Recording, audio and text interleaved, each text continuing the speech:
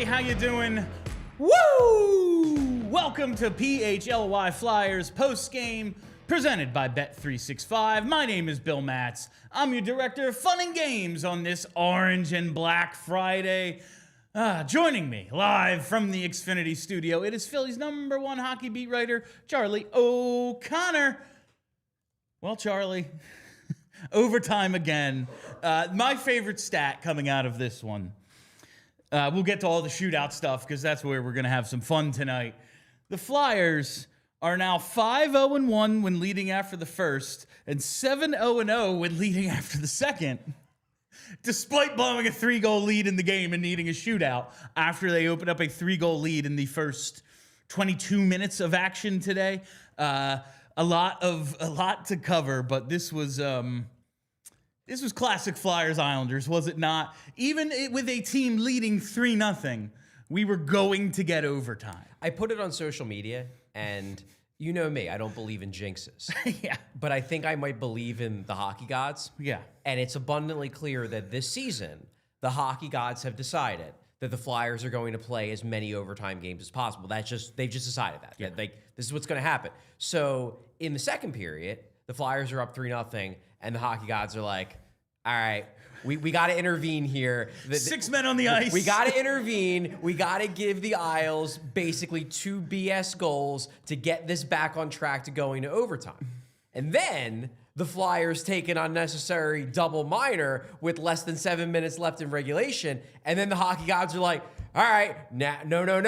Now we got to help. Now we got to help the Flyers and make sure this game gets to overtime. So we got to make sure that the Isles don't get it. The Isles goalie ices it on a double minor power. Like, what a stupid game. Like, what's really going on here is that we are just destined to have a season where the Flyers play in 35 overtime games, and that's what was going on in the final 2 periods of this game. The hockey guys just making sure this is going to go to overtime. 6 of 8, Sam Ersson starts overtime. Unfreaking believable. I'm going to do this, and then I have some things to tell you about, and we will get into the actual, meat of the show. Charlie, I'm doing these instant reactions after every game. I break them down first, second, and third period. First sentence. Yeah, I'm a writer. First sentence of the third period. I don't know. Some things have happened, but this just feels ticketed for overtime. There was like 14 minutes left in the period when I wrote that. It was like only a fool wouldn't think today would have gone to overtime. And of course, absolutely going overtime. Of course, we bet it at Bet365 pregame picks. So 3-1, not too shabby. You did quite well with your bets today. Trevor Zegras tries to center a puck or tries to get a puck across the Michkov at the flex off a skate into the net. We get the anytime goal. Great stuff. Great stuff today. 3-goal lead, still goes to overtime. Hockey gods help me out. A couple of things I got to tell you about on this Orange and Black Friday. We have our Black Friday sale going at the PHLY store. Everything is at least 30% off. Savings up to 90%. So much good merch for you to check out. Obviously, we love all the Flyers stuff, the Mad Russian stuff, the Hockey Club, the Clarky 8-bit t-shirt I'm a big fan of. The hat I'm wearing right now, I love. It's actually a really well-made hat. Like, it's durable as hell. Check it out, store.allcitynetwork.com. You're going to want to get in on some of these merch sales because they are tremendous, as you will want to get in on the sale we have going for the Anaheim trip. Philly Sports Trips and us are going out to California March 17th to the 22nd. You're going to want to get in on this right now at allphly.com/events. Not only because spots are limited and this thing's going to sell out and it's the trip of a lifetime. PHLY, Philly Sports Trips, and John LeClay are teaming up to take you to a Ducks game, a Kings game, and of course, a watch party for the San Jose game. But right now, with code PHLY200, you can get $200 off this trip. I mean, trip of a lifetime at a savings. Why not? allpHLY.com/events. All right, where the hell do we even start with this one? Let's start at the end because it was always going to go to a shootout. And after all these years, you talk about the hockey gods. You talk about how we have been treated by the shootout for the majority of the, 20 or 21 years that it has existed. And now they're unbeatable because they have the 2 ultimate weapons. They have Trevor Zegras, who I like the shootout. I'm one of the few people. I like it. I don't know if what he does should be legal, but it is, and he's amazing. And you have Sam Ersson, who is incredible in the shootout. He never loses. It's just nice that something is going our way, and it's something like skill-based. Like, it is a straight-up skills competition that the, Puritans of the sport think is blasphemous, and we're like excellent at it now. 5-0 this year, 6-3 last year. I think we won the last 4 in a row last year or something. JJ said. Right. Yeah. So they won 9 straight or 7 straight, something like that. It's wild that after all this time, not only are we decent, we're unbeatable in the shootout. Yeah, what I'll say about this, and this again goes back to the concept of the hockey gods, but what makes this so funny is that the Flyers have been not just bad in shootouts. The worst. They've been the worst. Now, interestingly enough, they are actually not the worst anymore because the Kraken have played 23 games and have been real bad, 23 shootouts and have been real bad. They have about a 35% success rate. And the Utah Mammoth, who are technically a new franchise, Yes, they are a new really franchise. not. Yeah. They are 1 for 5 in the shootout. So the Flyers are no longer the worst. But if we're talking about actual large sample sizes, the Flyers going into this game had a 40.5 career shootout success rate, easily the lowest in NHL history. So we have spent 20 years watching the Flyers be not just bad in shootouts, the absolute worst in shootouts. And now suddenly they might be the best in shootouts. Like this is just like karma for all these years that we watched them just fall flat on their faces constantly in the skills competition. Now suddenly we're being gifted with maybe the best shootout team in the NHL. It's truly, and we're talking, okay, the Kraken, who've had 4 or 5 seasons of a sample size here, the Mammoth, who are technically an expansion team, I guess. Just they bought a roster of another defunct team. It's weird, but they are their own entity. They're not the Coyotes. Sure. Who the hell knows what happens to the Winnipeg Jets history, the original at least. But regardless, you look at this, how it's gone. Are you now a fan of the shootout? No. No, because you're not a fan. You're a journalist. No, but I don't like the shootout. If you really boil it down, I think ties should be back. I never had a problem with ties. Never had an issue with them. Perfectly fine with it. From a journalistic perspective, especially, it annoys me when there's a game that is completely deserving of being a tie, and then I have to pretend that because one team won a skills competition, that suddenly makes that team's day a success and the other team's day a failure. No, ties were a much more reasonable way to decide a game. Probably. But this is the reality we're in. The reality It's been 20 years. Is that the shootout has been around for a while. It's not going anywhere, and the Flyers for years were hurt by the fact that for whatever reason, whether it was lack of skill, whether it was poor goaltending, whether it was just the hockey gods enjoying themselves, having a laugh at the Flyers' expense, the Flyers were terrible at shootouts for 2 decades. Now they're maybe just getting a little positive karma after having to suffer through 2 decades of awful. Because the Eagles lost, and I just want to have some fun, I want to throw this at you, and then we'll move on to other stuff. Got to talk about Ersson. Jeff Marek has this idea that I thought was absurd at first, but now I actually kind of like. You do a shootout before every single game. It is the first thing. And then everyone goes to the locker room, and then they come back out, and they start the game. And if it is tied after 65 minutes, so everyone knows what has to happen in this game. You have to win it in regulation, or you have to win it in overtime, whatever, because it's already decided if you don't. I actually kind of like it, as absurd as it sounds. I don't.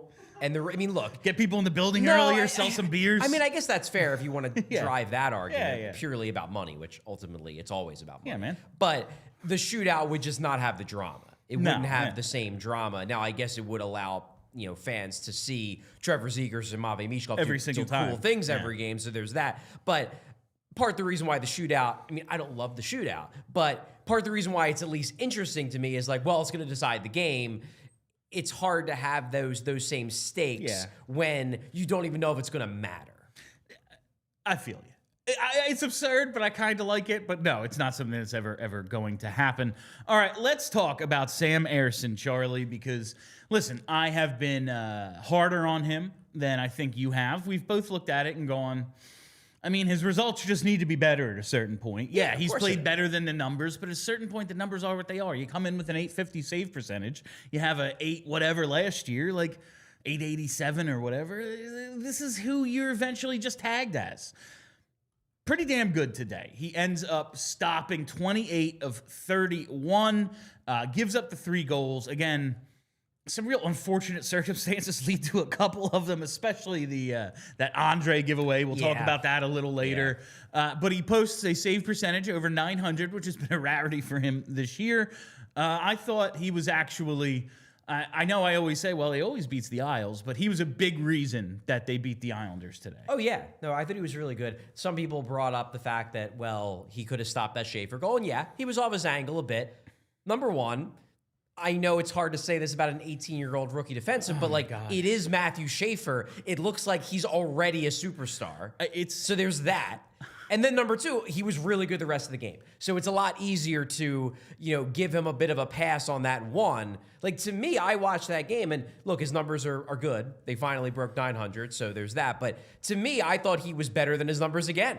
I thought he had a better game. Like, if watching that game, I assumed his save percentage was at least close to 910. Yeah, and even early, listen, they open up that 3-goal lead to start the game, but he makes a big save early on a chance down low. He was big on a couple of the power plays. That save on David Rittich on the Michkov double minor. I thought he was really good today, and this is what I want out of Sam Ersson. It is funny, 4 wins, all in the shootout this season. It is but he's really good at it. Backup goalie gives team chance to win, and that's maybe he can claw his way back into making this a competition at some point if, I don't know, Vladar regresses or something probably. But right now, Sam Ersson is clearly the number 2 goaltender, which is the role that I've just kind of thought he fits into since about halfway through last year. I wanted to see him get the chance to be a starter, and circumstances were that, well, we really didn't have any other options. He is the starter. Now that there are options, he is in the role I think he should be in, and he's doing okay. He's doing okay at it, especially lately. I want to see him continue this, beat teams not named the Islanders. But for right now, I think this is the most I can ask from Sam Ersson a game like today. My whole argument with Sam Ersson this season, and it was one that a lot of people, and I think I would include you in that a lot of people group, my whole argument with Sam Ersson is, look, I'm not going to kill him for his results the previous 2 years because I feel like he was put in a tough spot. This year, I think that while his numbers are real bad, if we're just looking at this year, it is a small sample, and I do think that he's been better than his numbers. And it's basically like the numbers look bad because it's a small sample. Yeah. And if he continues to play at the level he was playing at over those first however many games, eventually the numbers are going to go up because he won't be getting his bad luck. This year, this game, I think he got some luck. I thought he was good. I thought he played a good game. He's definitely going to be one of my 3 stars. But he also got some help. They hit some posts. He got some help, but that was what he wasn't getting in the first 6-7 games he played. That is a really good point. No breaks whatsoever. It was like, well, we're going to play in a bunch of games where we're going to give up 15 shots, and 11 of those shots are going to be high quality. Eventually it's going to even out, and I think today was maybe the start of the stats evening out, at least this year, the stats evening out a bit for Ersson. Early in this game, it did kind of feel like they were doing the, oh yeah, we're giving you the neutral zone. We're backing in. Yeah. We're going to block a ton of shots. They blocked 10 shots in the first period or something. I didn't think they were great defensively in this game. They were not. Yeah. But I do feel like that's a little... They don't do that as much in front of Vladar. And I do feel it's we got to block more shots in front of this guy sort of thing. And as their confidence grew, they were able to kind of not do that quite as much. I still think they spent too much time in the defensive zone, but there was just a little less, I thought, desperation to, we just got to keep him in front of us because, dear God. There was less of that, and I think Ersson earned it. Yeah, and my view of this game, and I don't think the Flyers were horrendous. I don't think they were terrible. But I thought over the course of the 65 minutes of actual hockey, 3-on-3 overtime is not exactly actual hockey, but it's closer to actual hockey than the shootout. I thought the Islanders were a bit better. Yeah. I thought the Islanders were, if you were going to talk about who deserved to win this game more based on the quality of their play, I think the Islanders probably deserved to win this game more than the Flyers did. The difference in my mind was that Sam Ersson outplayed Rittich. Yeah, and it was a battle of backups, and you win. And that's really all you can ask from your backup at this point.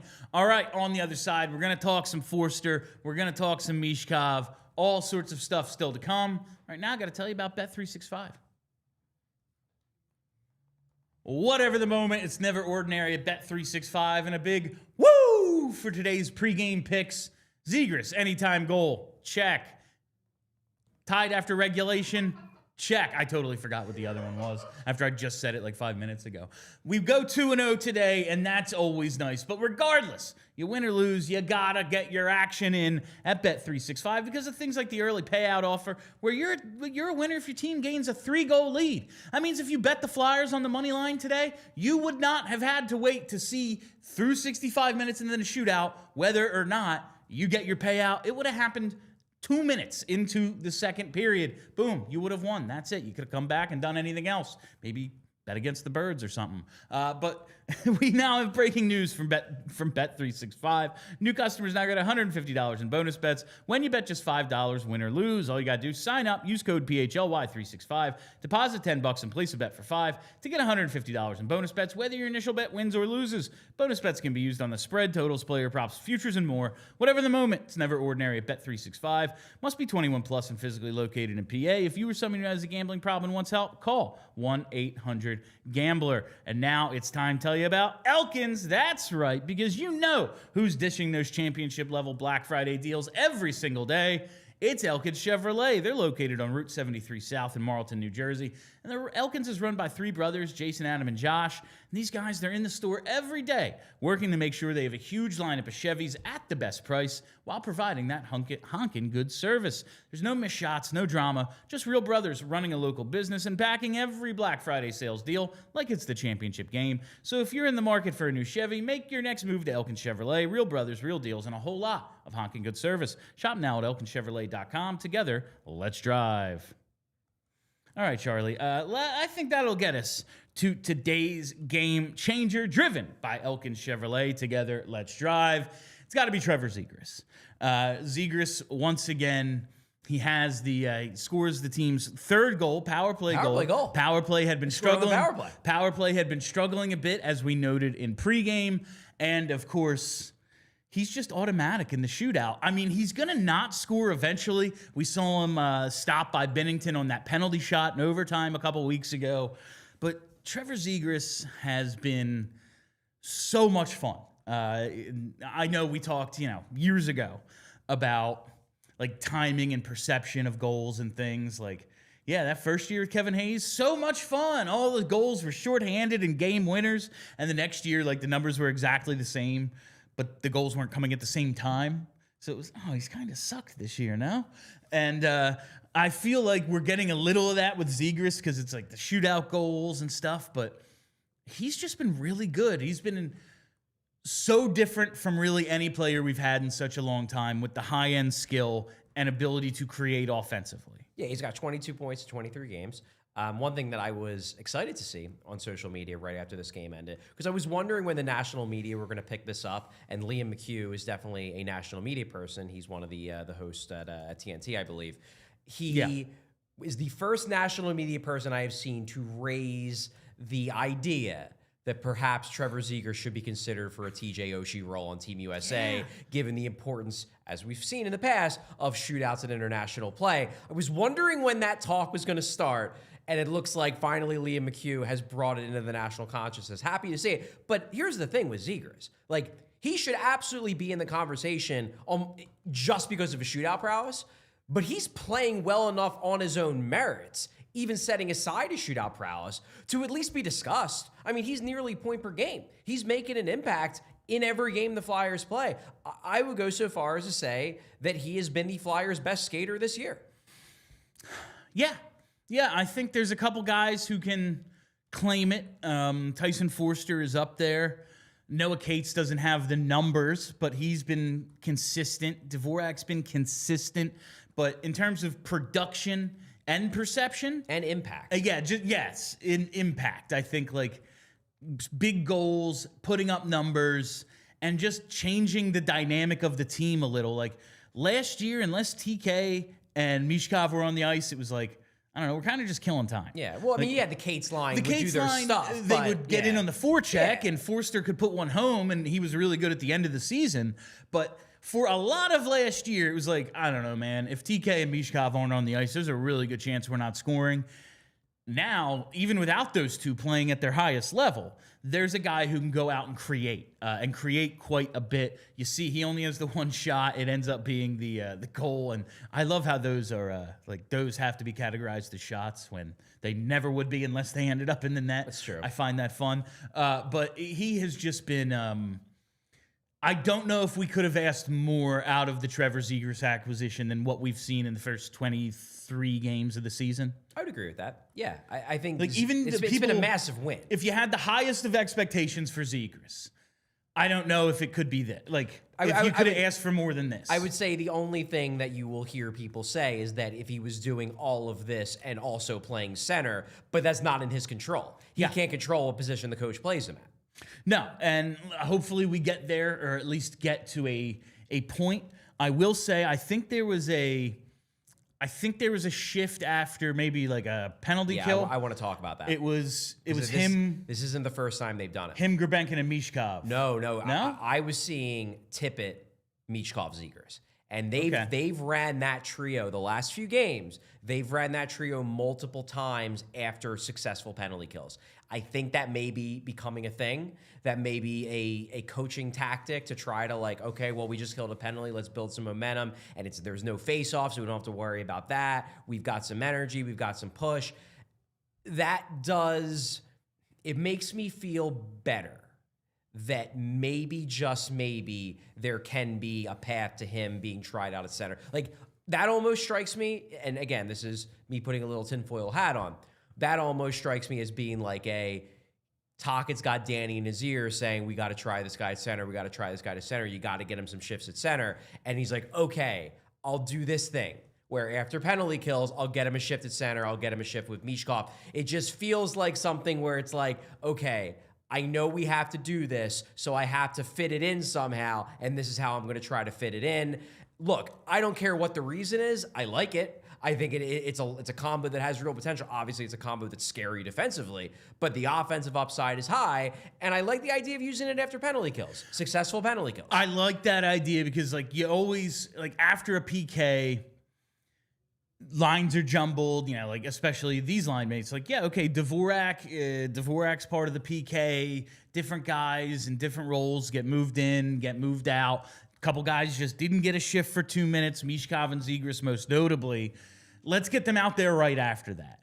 It's always things like, oh, well, after we score, we just want to maintain, so let's get the fourth line out there, that always drives me nuts. After a successful penalty kill, let's try to build on the momentum. Let's try to go out right away and see if we can cash in. And who do you use?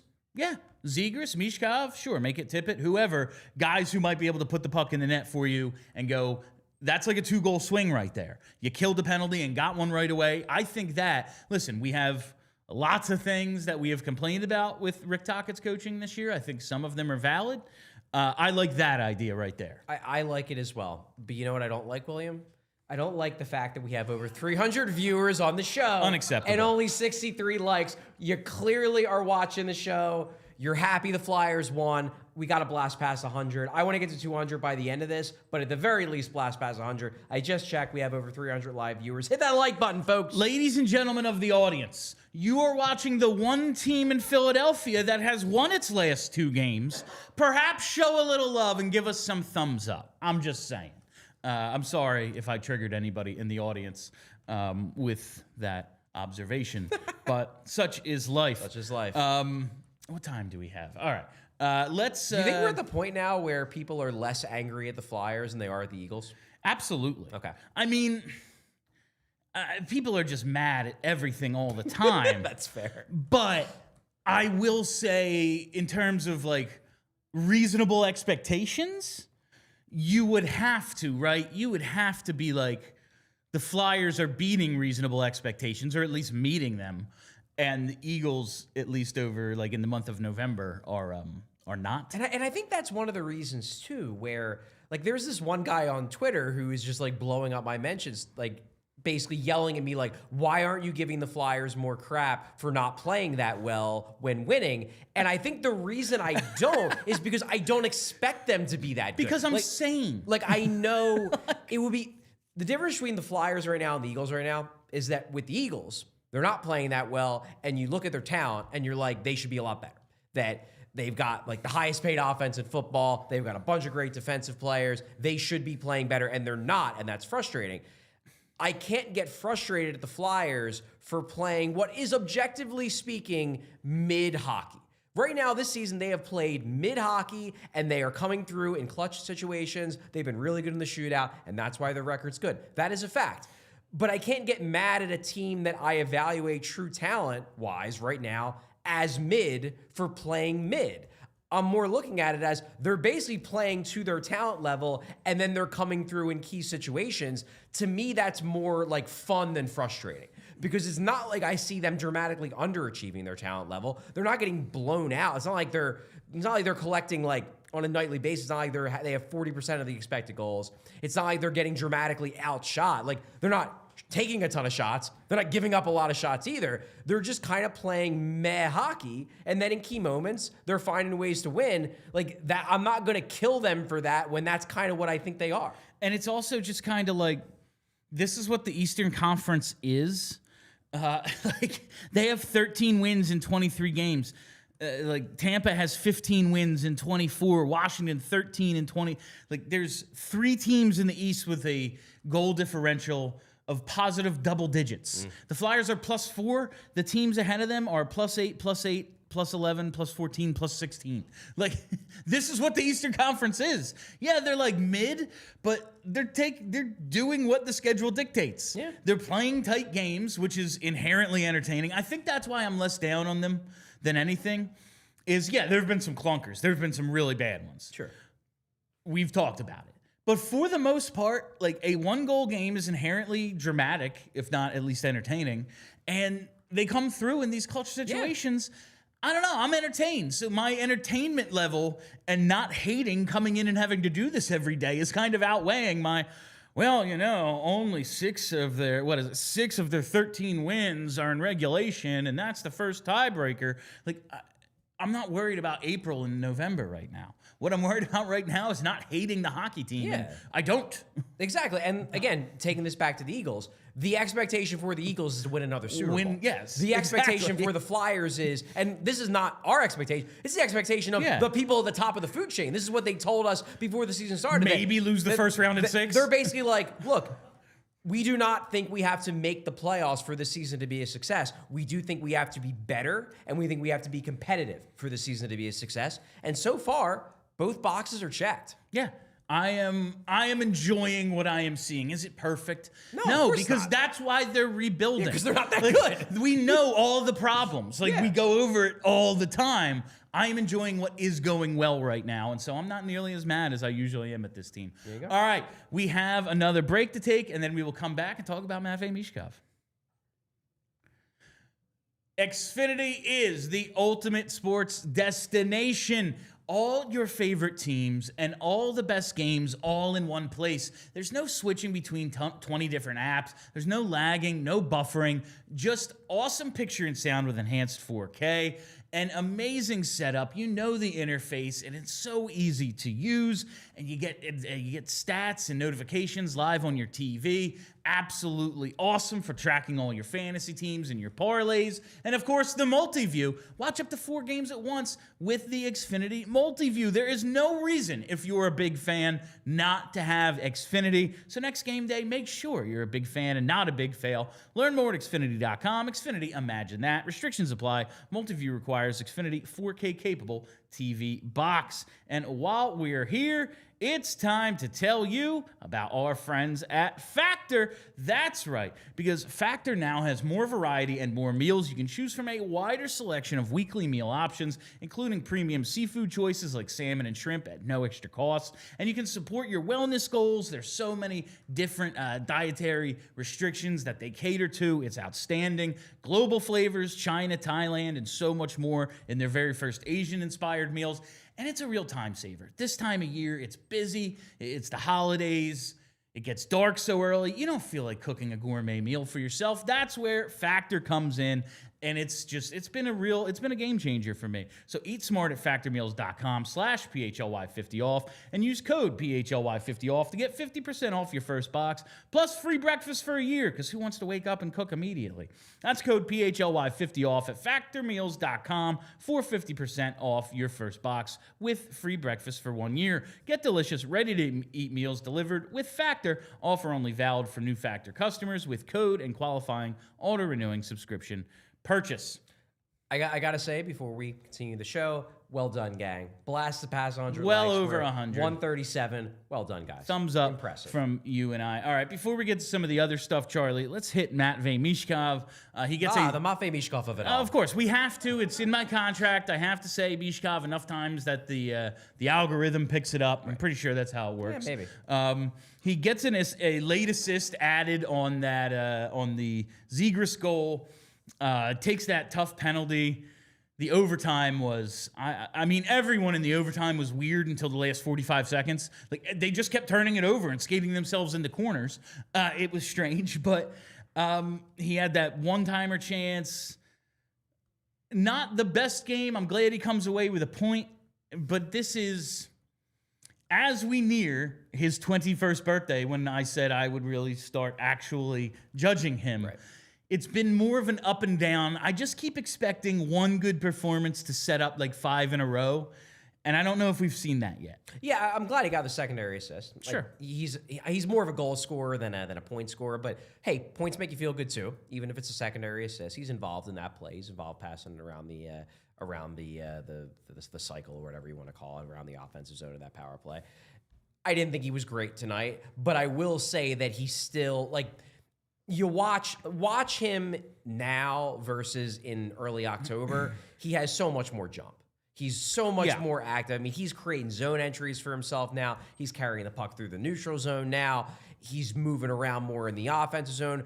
You're not seeing nearly as much, and I keep an eye on this. You still see it a couple times a game, but you're not seeing nearly as much hanging out in the neutral zone when the Flyers don't have the puck in the defensive zone. He's clearly making adjustments to his game, and he looks like he's skating quicker and skating stronger. Now I think it more is just a matter of him kind of just locking back in. It more just seems like his issue now, and maybe more ice time would help, but it seems like his issue now is just that he isn't at peak powers. It doesn't seem like he's behind the play. It just seems like some of his decision-making is a little bit off. And I know this is something that JJ has been harping on a little bit when he's been breaking down tape in games, because obviously on the broadcast you have an opportunity to do it. Teams have adjusted the way they've been defending him. Oh, yeah. They are not giving him nearly as much space as they were last year. They are absolutely defending him tighter. They are basically like, you got to beat me. We're not going to play contain on you. You got to beat me. And maybe part of it is just the natural adjustment period of being a 20-year-old in the NHL and learning how to be awesome against the best players in the world. I think he's going to get there because I think he's an awesome player. But I think right now it's been not a rough go because I don't think he's been terrible. No. But it's obvious there's more for him to give, and I think he will eventually get there. But maybe he's just having a little bit of, it's a bit of a learning experience. Also, like, while I don't hate where it came from, you got to be smarter in the third period, man. You can't take that penalty. Yeah. You just can't.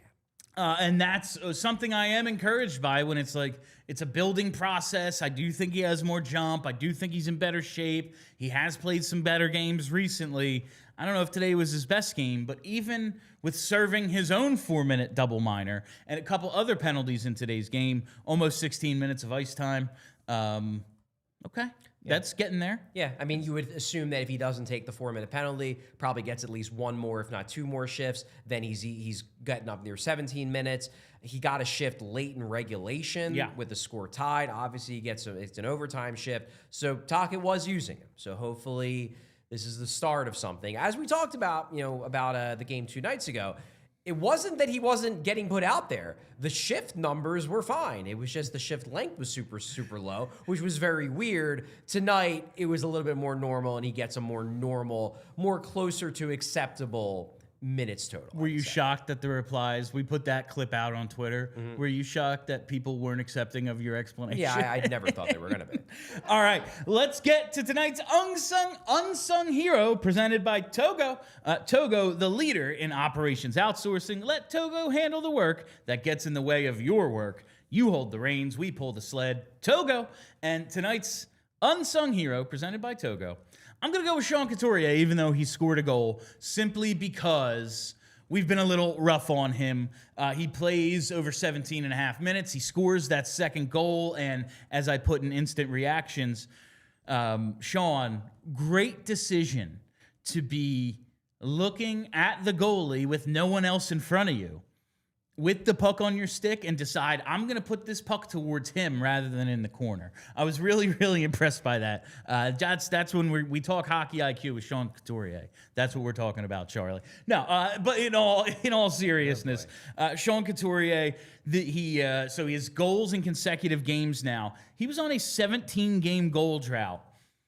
He had not scored since his 2-goal, 2-assist game in the home opener. He had no goals and 9 assists in the 17 games since the home opener. And now he has goals in consecutive games. And that draw late in regulation, we both were like, that's nice he won it, because like this is his job. Yeah, he has to win that draw. While the scoring, like some nights it's going to be good, some nights it's going to be non-existent. I have come to accept that about Sean Couturier. I don't love it, but it is what it is, you know? You need that stuff out of him, because the comparable we've always said is like, if he can just be late career Jordan Staal, like if he can just be 56% in the face-off circle and give you 40, 45, 50 points, like I don't know what the hell else you can ask from him. And that's the guy I think we saw tonight, and maybe he can, pick up the scoring a little bit this season now that he has goals in consecutive games. Yeah, I hesitate to say that I'm surprised that the discourse around Couturier has been what it is, because I'm not surprised, because as we talked about weeks ago, there are a not insignificant group of people on social media who just have it out for Sean Couturier. They've just never liked him. They've never liked him, or they did like him at one point, and now they just get blinded by the contract. Yeah. All they can think of when they hear the name Sean Couturier is the contract, and they just it makes them see red, like they're a bull in a bull ring. But it's surprising to me still, because the production's there. Like, okay, he didn't score a goal for a while, and I get it. People like goals. I like goals too. Goals are how you win hockey games. But like, I don't know, 9 assists in 17 games, like that's not bad. It's not ideal. Ideally, he's scoring more than that, but it's still over half a point per game. Like, he's still producing. It's not as if he like fell off a cliff the way he did 2 years ago in the lead up to the healthy scratchings by Torts. Like, he's producing offense. He's got 15 points in 22 games. He's on pace for over 55 points. Like, and I see, and I don't dislike Anthony DeMarco. I actually like him quite a lot. But I see Anthony DeMarco on Twitter today being like, they should turn him into the 4C. And it's like, I feel like I'm Mugatu and Zoolander. Like, I feel like I'm taking crazy pills. The guy's got 15 points. He's on pace for over 50. Like, what are we talking about here? He hasn't been bad. If Trevor Zegras could prove himself to be a top 6 center, and listen, I want to see that. We talked about it 10 minutes ago, but that's not happening. Like, Rick Tocchet isn't going to do that right now. I am all for Sean Couturier being the 4C in that situation. If Dvorak is here and you're set with Cates and Zegras, okay. I'm cool with that. If he's on the PK, if he's out there for big draws, like as a second center, he's on to take the draw, get off, replaced by a scorer, whatever. I'm fine with that role for him, but like, that's not the world we're living in right now. It's if it becomes that in the second half of the season where Zegras is the center of his own line and it's going relatively okay. But I just want to, I know, Charlie, you're the stats guy here. But I just want to take a quick look here at the forward lines, the breakdown from Natural Stat Trick, what happened at 5-on-5 tonight. Okay. Only one team, only one line was anywhere near 50%, and it was 50%, 10 apiece in terms of Corsi 4, total shot attempts. It was the Coots line, 10-10. They were the best line. And they were the best line despite the fact that I don't think Michkov had all that great of a game. Expected goals, 61.5%. Every other line was 35% or worse. Every other line spent a ton of time on defense. Maybe that line's getting sheltered a little bit because Michkov's on it, but like At least they're doing their job. The Cates line, out attempted 16-3. Corsi for percentage of 15.8. Like, ouch. They got their asses kicked territorially today. It was the Coots line. Like, yeah, man, as soon as they have someone better than Sean Couturier, let's do it. Yeah, 4C. That's a really good 4C. They don't.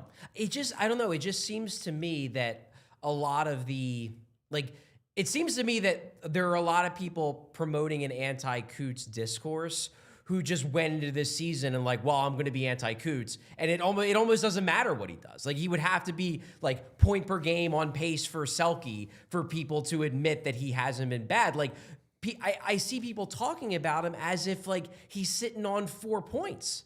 Like, he's not. He's producing. Like, I don't know. Like, the contract still isn't great, but he's been fine. Like, do we really need to like act as if he hasn't been fine when he's been fine? I think right now, like, we're not used to having cap space. And maybe once we sign a couple guys and go out and get someone who's like is actually expensive, and if they're up against the cap again, it becomes a concern again. Sure. But like right at this moment, considering he's playing decent, I'm not going to say he's been great. No, he hasn't been amazing. I'm going to say he's been what I basically expect from him. Fine. He's a little overpaid, and I can live with it for now. If that changes, my opinion will change. I don't think he's killing you. I don't see where he's killing you right now. All right, and that makes him the unsung hero. Now, like, listen, he's winning those big draws late in games, doing things like that. Like that, as long as he is here, is going to be his role, and maybe it is an unsung hero role, even with a goal tonight. All right, that is the Togo unsung hero. But now, I just got to tell you about Togo. Listen, do we really want Matvei Michkov playing a ton of defense? I mean, he's got to be all right, but is that where you want him focused? Absolutely not, because it's not worth the risk, the time, or the money. Blocking shots, checking, no good. You keep your stars focused on doing what they do best, and the same goes for your business. You don't want your top people buried in operations, the tedious, time-consuming, redundant activities that wear the team down. You got to keep your impact players fresh so they can focus on putting points on the board. That's where Togo comes in. It's an integrated part of your team, taking that work off your starters' plates so that your starters can focus on what really moves the business forward. And every engagement with Togo starts with free process mapping and engineering. There's no cost, no commitment. They don't bill a dime until the real work begins. And with programs starting as low as $1,000 a month, you're not going to break the bank. Each Togo program includes dedicated staff, custom automations, and US-based process engineers who act as your quarterback, giving you complete control, total transparency, and instant efficiency. At Togo, turning your playbook into performance, you call the plays, we execute your way, and we advise along the way. Visit harnesstogo.com, scale smarter, work faster, and stay focused on winning. And now it's time to tell you about Ashley. And what's going on at Ashley? Well, picture this. A fan cave that actually feels like your dream setup. Well, thanks to Ashley, that could be real because they're giving away a $2,500 Ashley Furniture gift card. Go big on a sectional, add some stylish pieces, or trick out your space for the big game. It's all up to you. Just visit ashleyfancave.com, see if you're eligible, fill out the form, and then you're entered. It's that simple. Enter now, and you might be watching the next big game in a fan cave built by you, courtesy of Ashley. All right, let's get to it, Chuck, because I assume we have a ton of super chats as per usual. It is time for Charlie O'Connor's 3 stars of the game. Hit us with tonight's 3rd star. Yeah, I'm actually kind of bummed because I was between 2 guys for 3rd star, and I really thought that you weren't gonna talk about Couturier, so I picked Couturier for 3rd star. 2 games in a row, I stole it. You stole it because I want to highlight that I think Tyson Foerster was real good in this game too, especially with that big goal. That it was a very Mark Stone-ish play. He forces that turnover from Heineman and then scores a goal. Really great play. But I already sent the 3 stars to Brenna, so 3rd star Sean Couturier for all the reasons we just talked about. Yeah, it was a really, I thought, Coots-like game for Coots, and he scores the goal. Good for him. Happy to see it. Who is tonight's 2nd star? 2nd star is Trevor Zegras. Scores a power play goal. Again, is awesome in the shootout because that's just what Trevor Zegras does. And, he's the leading scorer on the team. It's gotten to the point where you just expect him to find ways to make an impact on the score sheet. That's exactly what he did.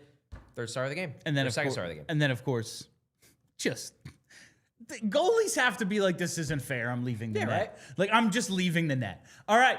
Who is the first star of this win over the Islanders? Yeah, first star Sam Ersson. All right. Look, probably could have gotten a save on that Schaefer goal, sure. But again, it's Matvei Schaefer. He's awesome. Really, really good. I don't know if I've ever said wow watching a guy like that many times, especially like a defenseman this early in his career. He's unfreaking believable. No, it's very much like, and the first star Sam Ersson, so I don't want to spend too much time on Matvei Schaefer, but there is an element to him where it's like I'm watching Miro Heiskanen if Miro Heiskanen had the aggressive instincts of Cale Makar, and that's wild.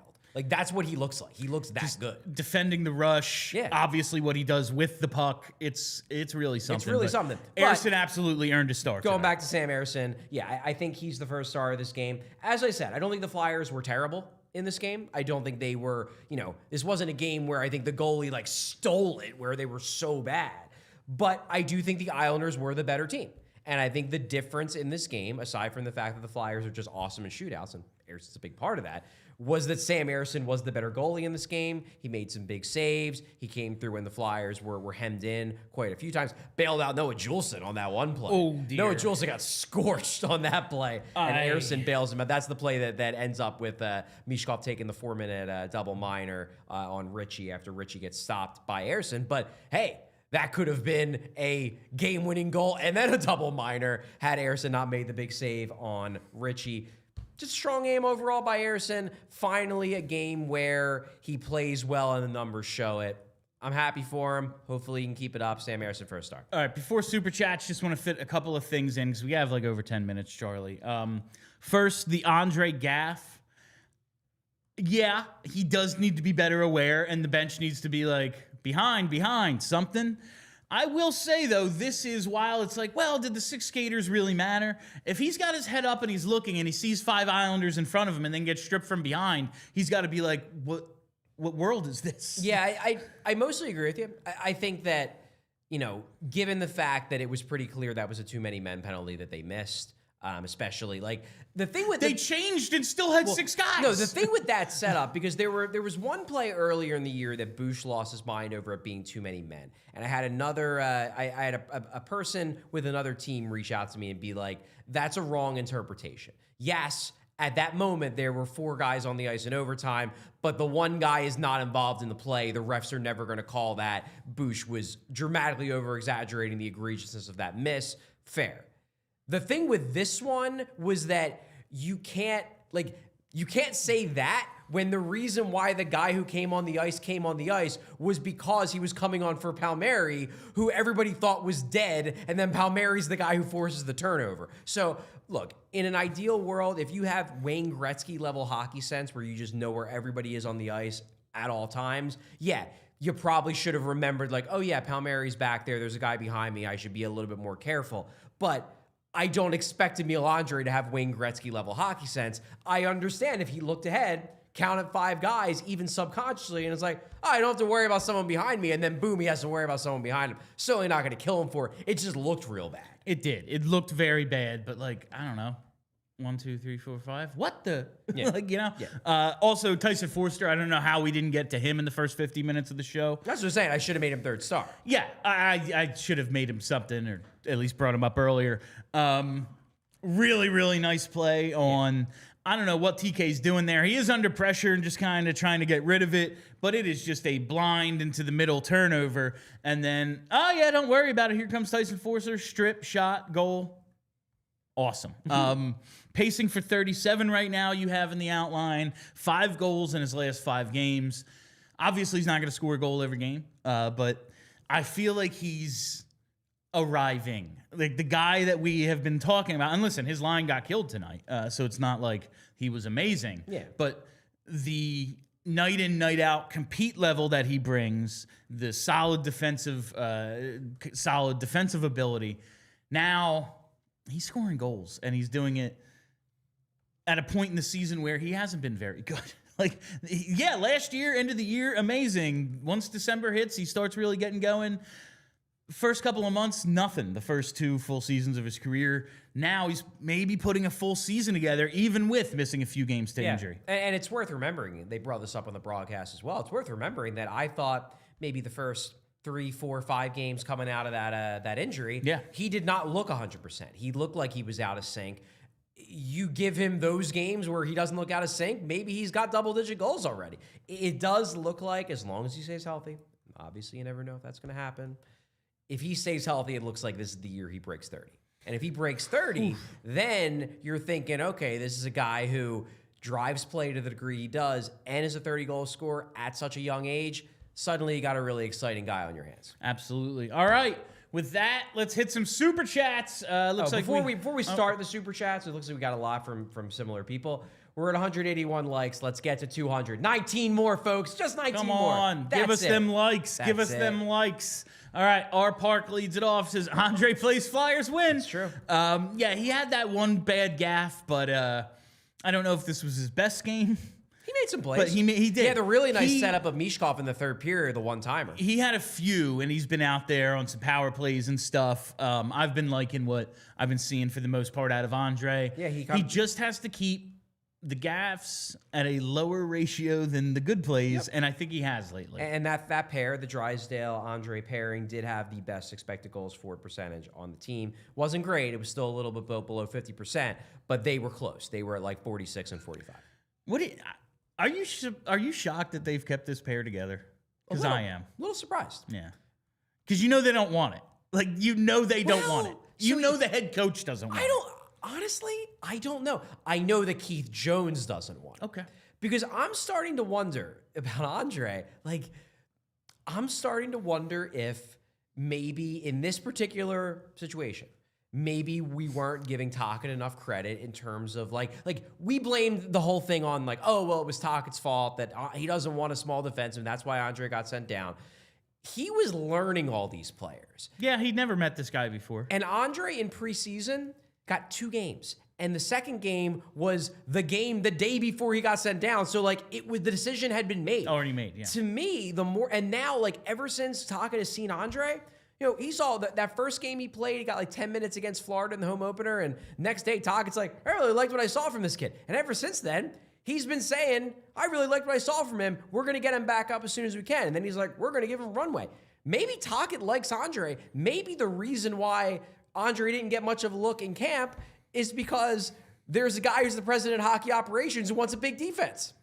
Maybe that was it. That very well could be the case. case. I love Keith Jones. Oh, yeah. But it's very clear. We know what he likes. He wants a bunch of 6'3" guys on defense. Yeah. And now it seems like once Tocchet's got an eye view of what Andre is, he's like, nah, I want to see more of this guy. All right. Next one here is from JH. Can't be a shootout brick wall if you're a bad goalie. Hashtag Ersson person.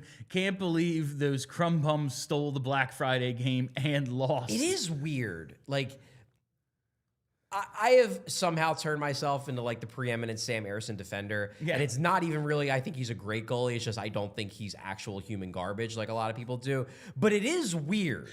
Poor Sam. It is weird that he's so good in shootouts and nothing special at best in every other hockey situation. It's so strange. It's weird because you would think that's like the hardest part. Like here comes Matt Barzal. Like, yeah, he's got it. Don't worry. Don't worry. Yeah. Just like this Emil Heinen character. Heineman. Yeah, there's no stopping that guy, I guess. Yeah. All right. Next one is from Devin93. Third and Metro on 11:28. Go Flyers. Yeah, they pointed out on the broadcast. It's like, well, they found a way to win. Now, time for their next bugaboo. Second game of back-to-backs. Back-to-backs. Yep. Yeah. Winning on Long Island. I'll say it. They have been very bad over the last few years in the second games of back-to-backs. Though are, yeah. But now at the very least, this is a tough 4-game road trip. A lot of games in a short period of time. You got Thanksgiving in the middle of it. At worst, they're going to come back home 2-2. That's not bad. That isn't bad. All right, next one here is from our park again. Flyers third in Metro East standings. Yeah, and there was a little. We were talking after the last game, I think on Wednesday, that they're in a playoff spot. I think Montreal finished up later, and they have the same record and points percentage as the Flyers. and they have them beat by like 1 regulation win, so they weren't technically in a spot, I don't think. But now I'm pretty sure they I do find it funny that, like, despite the fact that Montreal is getting so much hype for being the breakout team, and the Same Flyers record have as the the exact Flyers. same record as the Flyers. No, they got off to that hot start. It was, oh my God, they're going to score 10 goals a game all season. Probably not. Probably not. Probably not. And they haven't. Yeah. All right. This one from Callie M. Goodman. Kaleem Goodman. Oh, I see. Yep, Kaleem Goodman. Thank you, Charlie. TK is a tough watch. He plays out of control. And that is like what makes him He's kind of been a mess. That's kind of what makes him him. True. But when it's not going well, it is just like, are your arms and legs in sync? He made some really questionable plays. I'll just say it. They were bad plays in the third period and in overtime. Then he gets the game-winning goal in the shootout. Not using his typical move either. Yeah. He came in on the left side. It was like, well, now I have no idea what to expect. So good for him. Maybe that'll get him going. But it's been weird. Timbo, why not us? Star is in net and game goes to a shootout. Do we pull him and put Ersson in? Hashtag Ersson person. Hashtag Michkov mania. Hashtag Trevor Zegras. Trevor Zegras. We've talked about this, and what my point... Someone's going to get killed. My point is that when the Flyers build their new arena... Yeah. Have a bullpen. Just like how at CBP in every baseball stadium, you've got a bullpen where the relief pitchers can warm up. They got to build something in the bowels of the new arena where it's just a stretch of ice where the goalie can be warmed up so he's ready for the shootout as if he is Johan Zeron. Yeah. Vladar did win his only shootout this year. And also, someone's going to get killed trying that. They're never going to do it. This is not Julie the Cat Gaffney. He's fancy. He'll go glove. Like, it's just not going to happen. I love the idea of being the team that thinks outside the box. It would be and funny. Has a specific specialist for the shootout in goals. Yeah, I love the idea, but you would need a way to warm them up, which is why you got to build the goalie bullpen, Flyers. Like goalie groins and hips are already susceptible, and this guy's had like 9 groin injuries in 3 years. I don't know. It doesn't seem like a great idea. All right, next one from Devin. It would be fun, though. Flyers on the TV today, Birds relegated to phone. Yeah, we got it. I saw a lot of people on Twitter that were like, once the Flyers started, like, I'm good.